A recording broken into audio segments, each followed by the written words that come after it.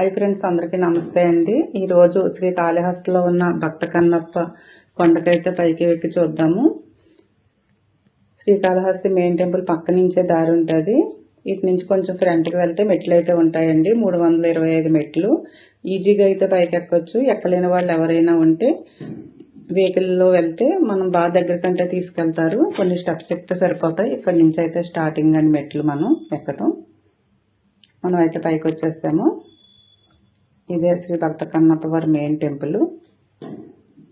ఇక్కడ నుంచి వ్యూ అంతా కూడా చాలా బాగా కనిపిస్తుందండి.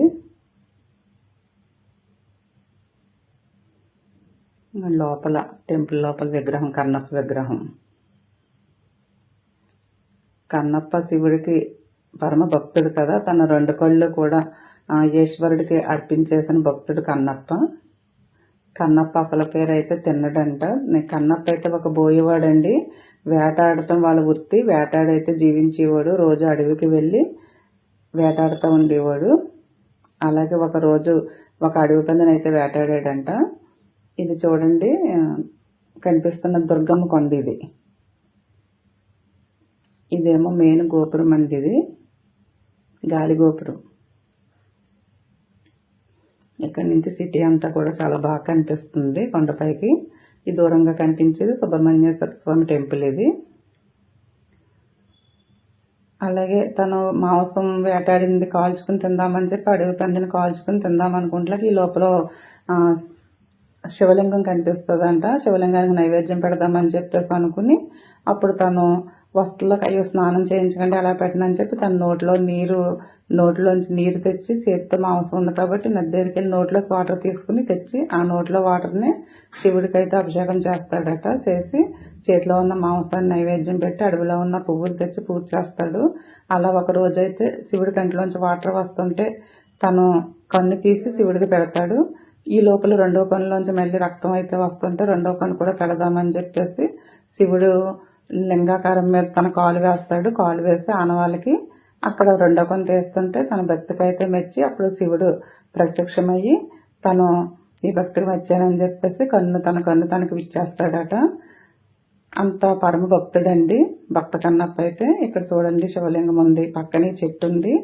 ఈ చెట్టుకి పసుపు కొమ్ములు కట్టి ఉన్నాయి. పసుపు దారంతో పసుపు కొమ్ములు కట్టారు. పెళ్ళి అవ్వటం ఎవరన్నా లేట్ అయిన వాళ్ళు ఇక్కడ పసుపు కొమ్ము కడతారంటే తొందరగా పెళ్ళి అవుతుందని. అలాగే ఇక్కడ ఉయ్యాలు కూడా కట్టున్నాయి.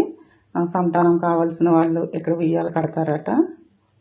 ఈ కొండ బ్యాక్ సైడ్ అండి భక్త కన్నప్ప టెంపుల్కి అయితే బ్యాక్ సైడ్ ఇలా కొండ ఉంటుంది. పైన అయితే ఈశ్వరుడు పార్వతి విగ్రహాలు అయితే ఉంటాయి.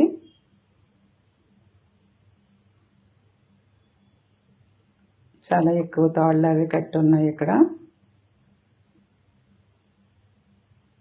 ఇక్కడ చూడండి రాళ్ళు ఒక రాయి మీద ఒక రాయి ఇలా పెడుతున్నారు. ఇలా పెడితే ఇల్లు కట్టుకోవాలనుకునే వాళ్ళు అయితే కొత్త ఇల్లు కోసం ఇలా రాళ్ళు అయితే పెడతారు. ఎవరి నమ్మకం వాళ్ళది కదా.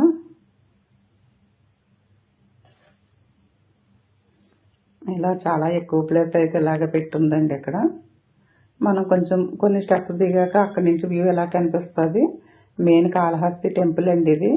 గోపురాలు అయితే ఇంకెక్కడికి కూడా కనిపించవు. మనం అమ్మవారు దర్శనం చేసుకుని వచ్చాక పక్కనున్న మండపంలోకి వెళ్తే అక్కడ కొన్ని హోల్స్ ఉంటాయి. ఆ హోల్స్లో చూస్తే అక్కడ మాత్రమే పైన శిఖరం అలా కనిపిస్తుంది. ఇక్కడ వ్యూ మాత్రం ఇక్కడ మనకి అన్ని గోపురాలు అన్నీ కూడా చూడండి చాలా క్లియర్గా అయితే కనిపిస్తున్నాయి కదా. అటు సైడు ధ్వజస్తంభం కూడా కనిపిస్తుంది. ఇలా ఎటు చూసినా సరే మొత్తం సిటీ అంతా కూడా బాగా కనిపిస్తుందండి భక్త కన్నప్ప కొండపై నుంచి అయితే. థ్యాంక్ యూ అండి. ఎలా ఉందో చిన్న కామెంట్ అయితే పెట్టండి, షేర్ చేయండి, ఒక లైక్ ఇవ్వండి, ఛానల్ సబ్స్క్రైబ్ చేయండి. Thank you.